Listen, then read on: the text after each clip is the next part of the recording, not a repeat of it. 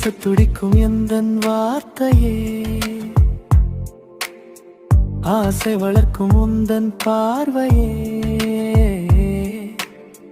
கூட நடக்கும் எந்தன் நிழலையே, தேட வைக்கும் உந்தன் அன்பையே.